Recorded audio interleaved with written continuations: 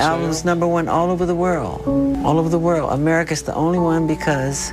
What if I told you that the FBI spent over 12 years investigating one of the most famous people who ever lived?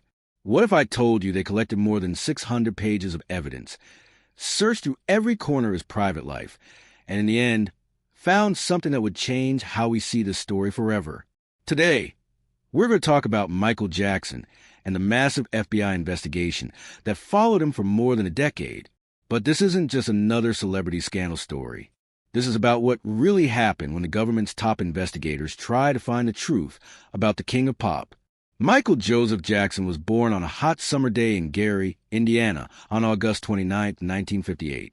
His family lived in a tiny two-bedroom house on Jackson Street. Can you imagine that? A street that shared their last name like it was meant to be. But there was nothing magical about their life back then. The Jackson family was poor, really poor. Michael later remembered seeing rats and cockroaches running across their kitchen floor when they turned on the lights at night. 10 kids lived in that small house, with some of the brothers sleeping in the same bed and others on the floor. It wasn't easy, but it brought them closer together. Michael's father, Joseph Jackson, worked hard at the steel mills during the day, but at night he had bigger dreams for his children. He saw music as their only way out of poverty, and he wasn't going to let anything stop them from making it. Joseph didn't believe in taking it easy on his kids. He made them practice for hours and hours. Michael called these sessions drilling because they felt like military training. If someone made a mistake during practice, Joseph would wake them up in the middle of the night to do it all over again.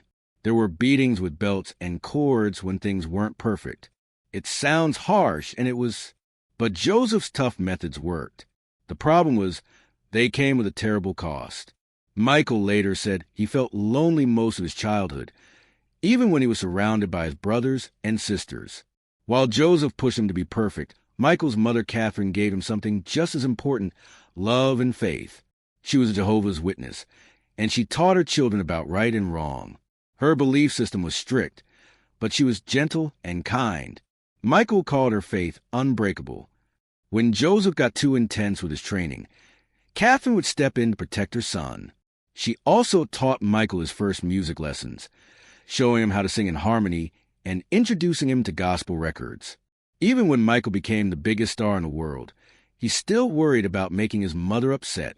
He would change lyrics in his songs or tone down scenes in his music videos just to make sure they wouldn't bother her.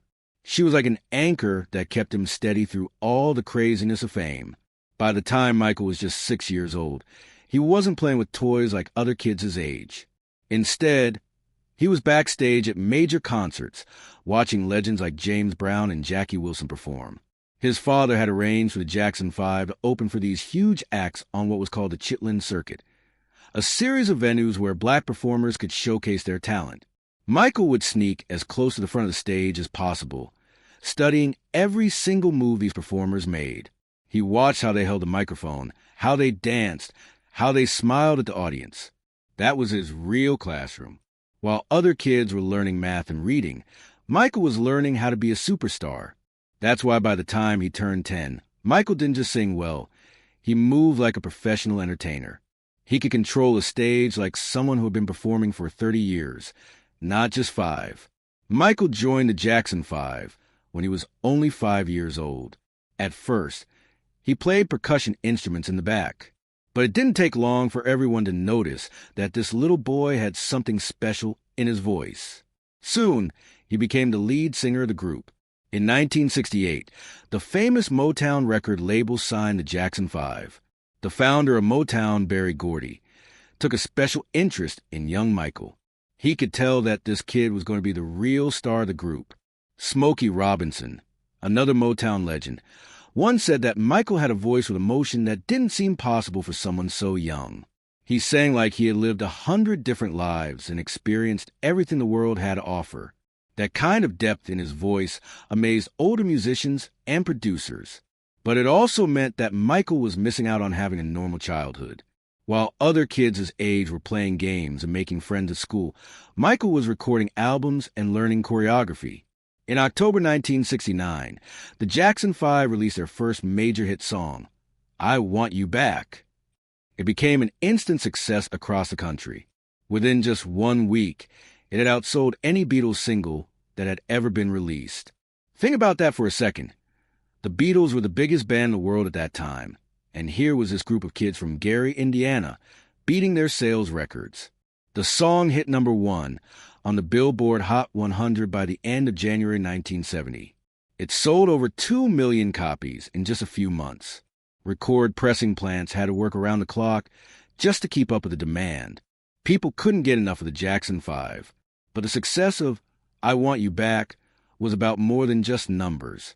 It helped bring black music into homes across America that had never really embraced it before. Some radio stations said they started mixing their playlists more because of the Jackson 5, playing both black and white artists together. When the Jackson 5 appeared on shows like The Ed Sullivan Show and American Bandstand, it was more than just a performance.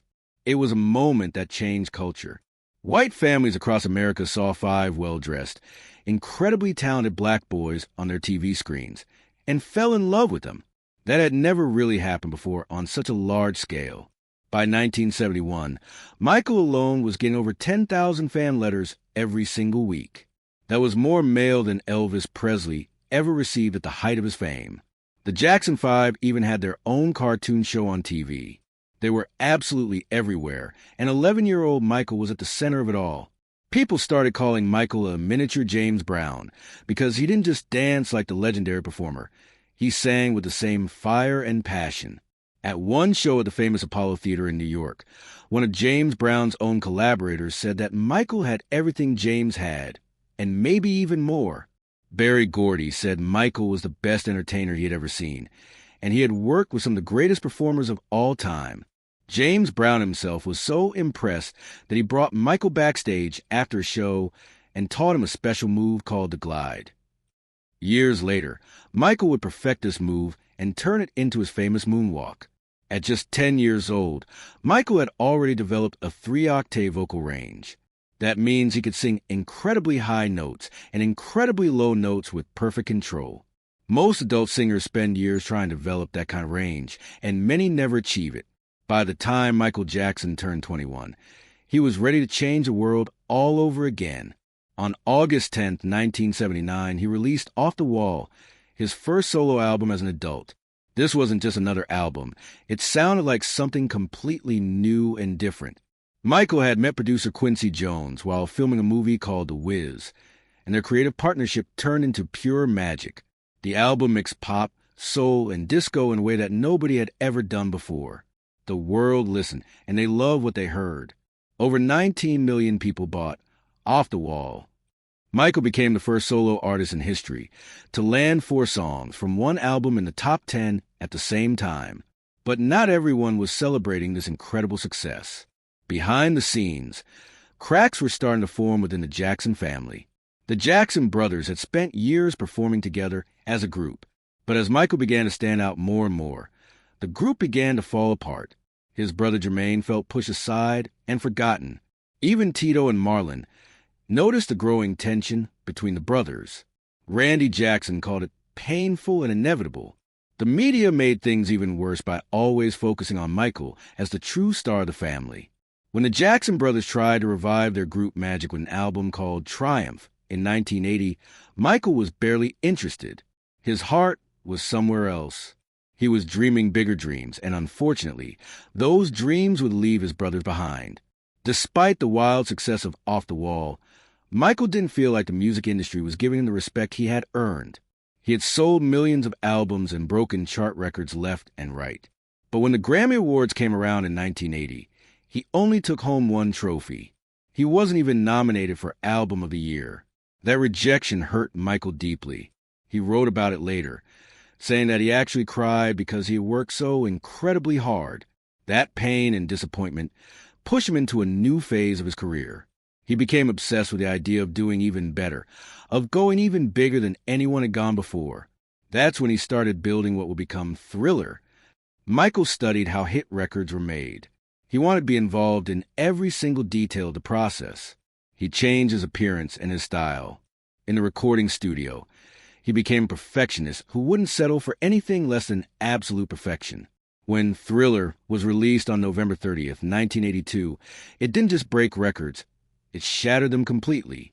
Over time, it sold more than 67 million copies around the world. In the United States alone, it sold 34 million copies, making it the best-selling album by a solo artist in American history. 7 songs from Thriller hit the top 10. No artist had ever done that before. Billie Jean and Beat It both reached number 1. The album's global success earned it a place in the Guinness Book of World Records as the best-selling album of all time.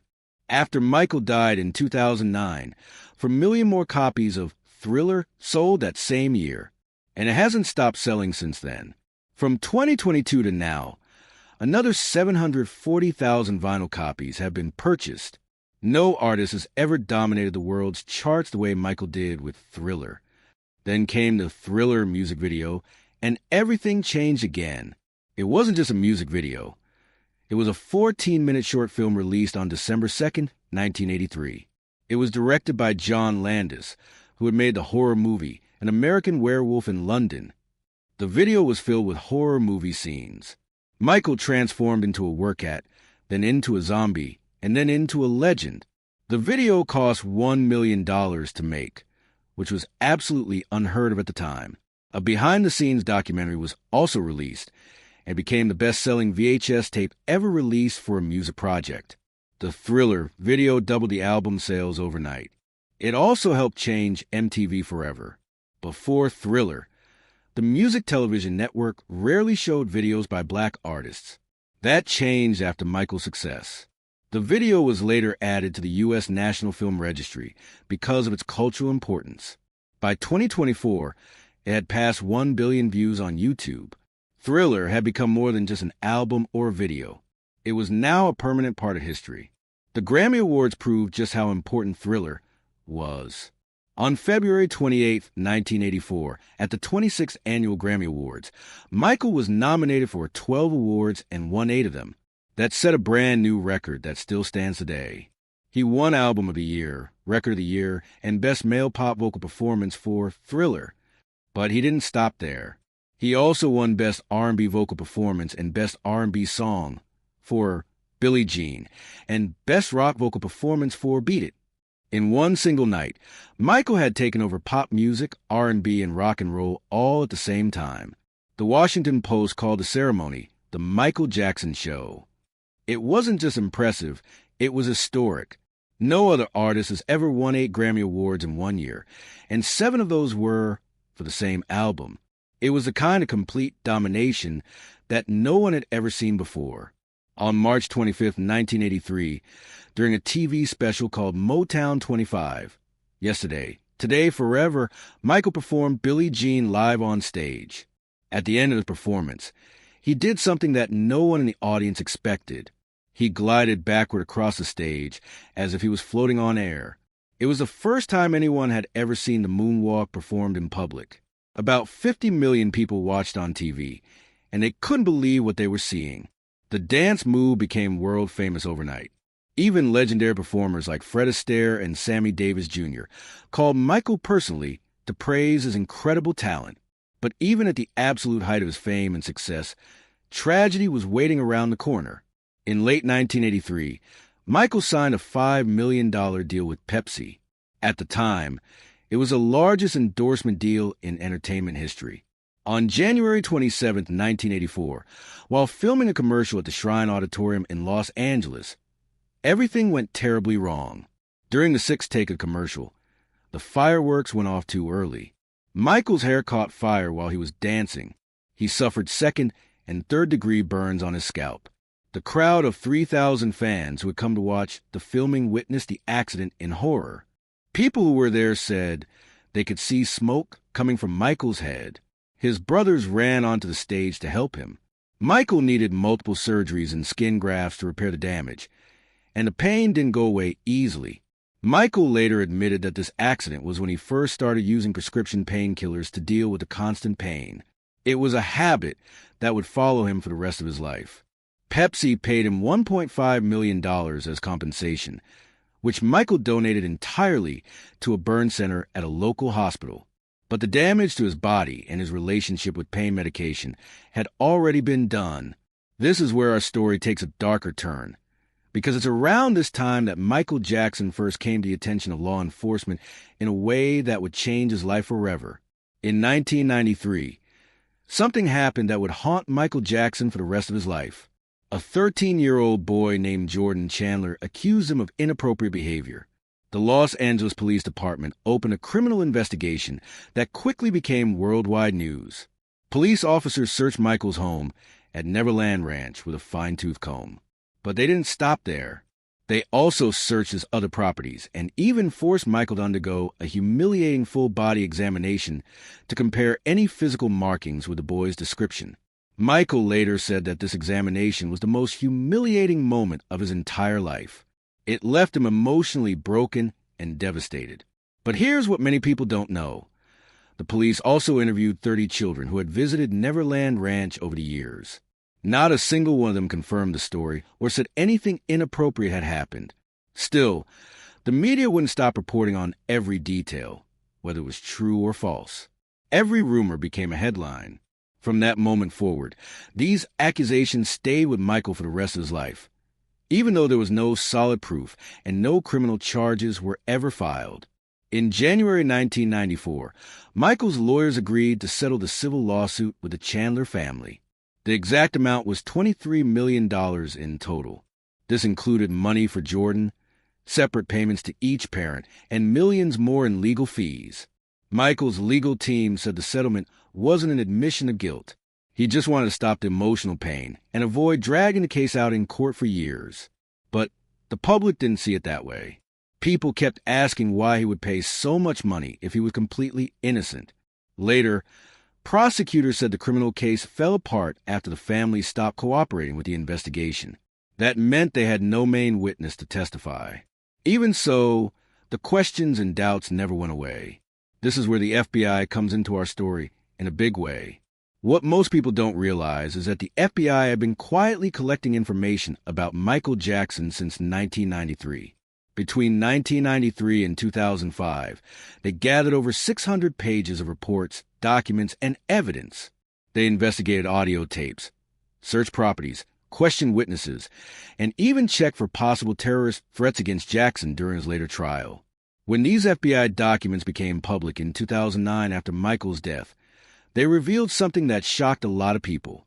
After more than 12 years of investigation, after checking every lead and following every tip, the FBI had found absolutely no proof that Jackson had committed any crime whatsoever. But the story gets even more interesting. The FBI files showed something else that was deeply disturbing. Michael Jackson had been living under constant threats from dangerous people for years. One man had even threatened to kill both Michael Jackson and a sitting president of the United States. He was arrested. Other people demanded huge sums of money from Michael in exchange for their silence or their support. Michael's lawyer said these people were taking advantage of his kindness and his desire to avoid conflict. They called it organized manipulation. As a result of all this pressure and these threats, Michael became much more guarded about who he let into his life. The number of people he trusted became smaller and smaller. He no longer felt safe in his own home or in his own life. His legal team described the entire experience as a witch hunt. There were wiretaps, undercover investigations, and nonstop pressure from law enforcement. Michael's privacy, which was already almost non-existent because of his fame, was completely destroyed. In 2003, Michael's world was turned upside down again.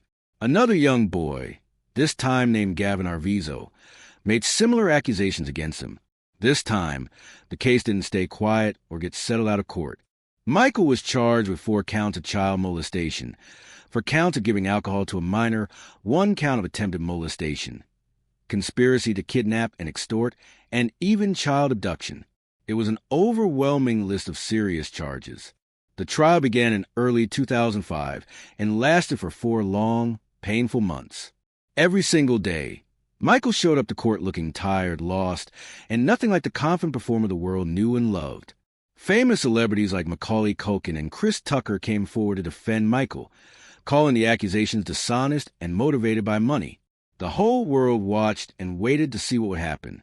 Behind the scenes, the FBI investigation continued. They were still collecting evidence and information, still trying to find any proof that Michael had done something wrong. The jury took over 30 hours to carefully go through all the evidence that had been presented during the trial. On June 13, 2005, they announced their verdict to a packed courtroom and a waiting world. Michael Jackson was found not guilty on every single count. 9 of the 12 jurors said they had agreed on the not guilty verdict from the very beginning and had spent their time convincing the other 3. They said there wasn't a single piece of real, solid evidence that showed Michael had done anything wrong. But that's still not the end of the story. When the FBI files were fully released after Michael's death in 2009, they revealed even more disturbing information. The documents showed that Michael had been receiving death threats regularly. People were constantly trying to extort money from him by threatening to make up stories or go to media with lies. The FBI found that Michael was a target of organized groups of people who were trying to take advantage of his wealth and his desire to avoid bad publicity. These weren't just random individuals. These were coordinated efforts to manipulate and exploit one of the most famous people in the world. The investigation files showed wiretaps, surveillance, and constant monitoring of Michael's activities. His team described it as living under a microscope where every action was watched and every word was analyzed for possible wrongdoing. During all of this legal trouble, Michael was also drowning in debt. In 2005, he owed more than $140 million. By the time he died in 2009, that number had grown to over $500 million. Legal bills, luxury spending, maintaining a huge staff, and declining music sales all contributed to his financial problems. To try to stay afloat, he used his ownership of the Beatles' music catalog as collateral for loans. It was his most valuable asset, but even that wasn't enough to solve his money problems. There were times when Michael couldn't even pay his staff at Neverland Ranch. When his trial ended in 2005, he left Neverland for good. He said that the police searches had ruined the place for him. It no longer felt like the magical childhood wonderland he had created. Michael moved to Bahrain in the Middle East, hoping to find peace away from the American media and the constant scrutiny. He stayed as a guest of a member of the royal family, but the emotional damage from years of investigations and accusations never really left him. During this time in exile, Michael essentially disappeared from public view. His appearances became extremely rare. His contact with fans and the media was almost completely cut off. Even his relationships with family members became strained and difficult. People in the entertainment industry were still afraid to work with him, sponsor him, or even be seen with him in public. The accusations and investigations had left a permanent shadow over his reputation, even though he had been cleared of all charges. Bahrain wasn't a permanent solution. Michael stayed there for almost a year, but the silence and isolation followed him wherever he went. He didn't record any new music during this time. He didn't perform for audiences. The man who had once filled stadiums around the world was now almost impossible to find. On June 25, 2009, that silence became permanent. Michael Jackson died at the age of 50 in his rented home in Los Angeles. He had been preparing for a massive comeback tour called This Is It that was supposed to restore his reputation and solve his financial problems. But behind the rehearsals and the planning, Michael was struggling with severe insomnia. He couldn't sleep no matter what he tried. His personal doctor, Conrad Murray, was giving him a powerful anesthetic drug called propofol to help him sleep. This drug was never meant to be used outside of a hospital operating room. Michael also had other sedatives in his system, lorazepam, midazolam, diazepam, and lidocaine. It was a deadly combination of drugs.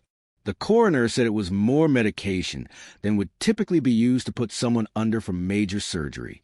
Michael stopped breathing and couldn't be revived, even though paramedics and doctors tried everything they could.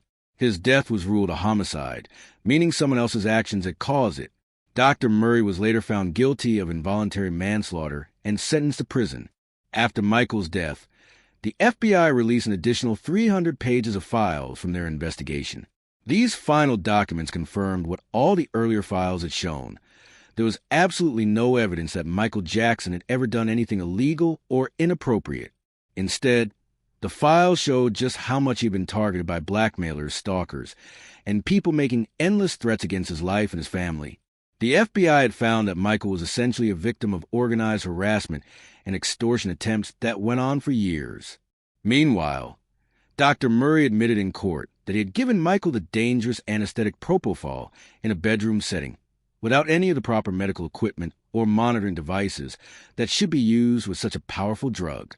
His conviction made people across the country question how far some doctors are willing to go to please wealthy and famous patients, even when it puts those patients in serious danger. The truth about Michael Jackson's life is much more complicated than most people realize. For more than 12 years, the most powerful law enforcement agency in the United States investigated every aspect of his private life. They had unlimited resources, access to advanced technology, and the authority to search anywhere and question anyone they wanted.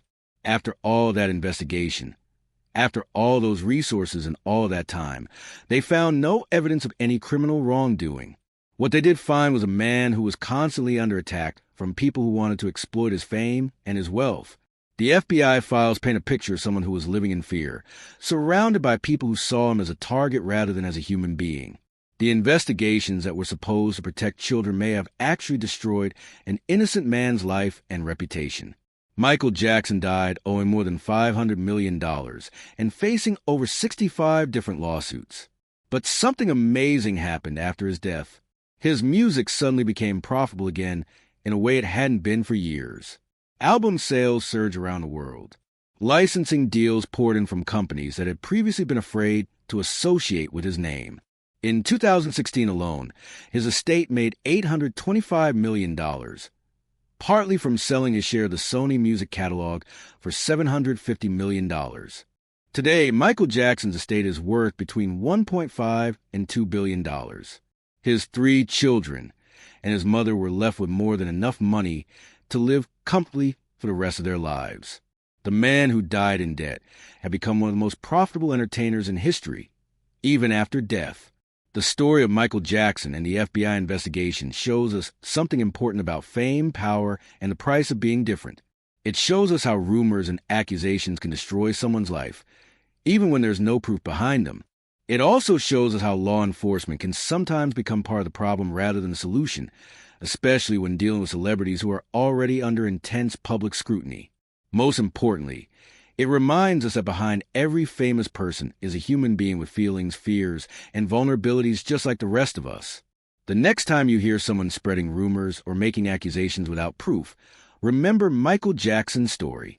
Remember that 12 years of investigation by the FBI found no evidence of wrongdoing, but found plenty of evidence that he was being targeted and exploited by people who wanted to profit from his fame.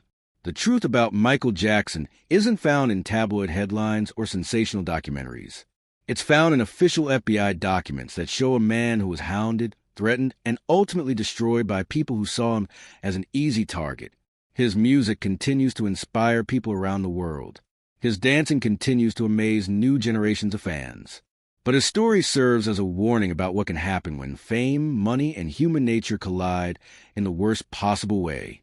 If this story opened your eyes to something you didn't know before, please hit that like button to help other people find this video. Share it with someone who might be interested in learning the real truth behind one of the biggest investigations in entertainment history. And don't forget to subscribe to our channel, because we're committed to bringing you the facts behind the stories that everyone thinks they know. Sometimes the truth is more complicated than the headlines suggest, and sometimes the real story is even more important than the rumors. Thanks for watching, and we'll see you in the next video where we continue to uncover the truth behind the stories that shaped our world.